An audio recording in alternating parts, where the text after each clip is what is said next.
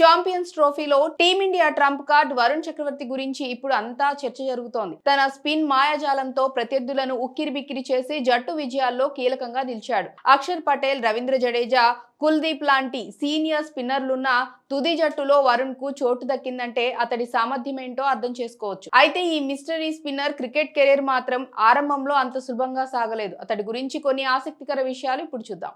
IPL లో అద్భుత ప్రదర్శనతో వరుణ్ చక్రవర్తికి టీమిండియా తరపున ఆడే అవకాశం దక్కింది.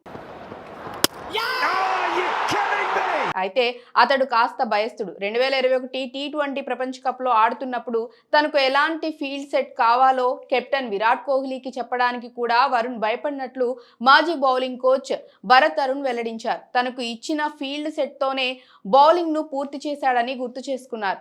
ఎలాంటి బ్యాక్గ్రౌండ్ లేకుండా క్రికెట్లోకి వచ్చిన వరుణ్ ఆరంభంలో ఉదయం 9 గంటల నుంచి సాయంత్రం 5 గంటల వరకు జాబ్ చేసేవాడు. టెన్నిస్ బాల్ తో క్రికెట్ ఆడేవాడు. ఐపీఎల్ లోకి రాకముందు తమిళనాడు ప్రీమియర్ లీగ్ కు ప్రాతినిధ్యం వహించాడు. సెలక్షన్ టైంలో ఆడిన అతడు కొన్నాళ్లు క్రికెట్ కు విరామం ఇచ్చి ఇతర రంగాల్లోకి వెళ్లేందుకు ప్రయత్నించాడు. చివరికి మళ్లీ క్రికెట్ నే కెరీర్ గా ఎంచుకోవాల్సి వచ్చిందని తనే చెప్పాడు. నేను చెన్నై చెపాక్ స్టేడియంలో చాలా సెలక్షన్ మ్యాచ్లు ఆడాను, కానీ ఒక్కసారి కూడా ఎంపిక కాలేదు. స్కూలింగ్ తర్వాత క్రికెట్ ఆడటం ఆపేశా. ఆర్కిటెక్చర్, మూవీ మేకింగ్ ఇలా విభిన్నంగా ప్రయత్నించాలని భావించా. చివరికి మళ్ళీ క్రికెట్ నే కెరీర్ గా ఎంచుకోవాల్సి వచ్చింది. అందుకే నేను క్రికెట్ ను వదిలేద్దామనుకున్నా, ఆటే నన్ను వదలట్లేదని చెప్తా అని గతంలో వరుణ్ సరదాగా స్పందించాడు. క్రికెట్లోకి రాకముందు ఓ తమిళ సినిమాలో వరుణ్ చక్రవర్తి ఓ చిన్న పాత్రలో నటించాడన్న విషయం మీకు తెలుసా?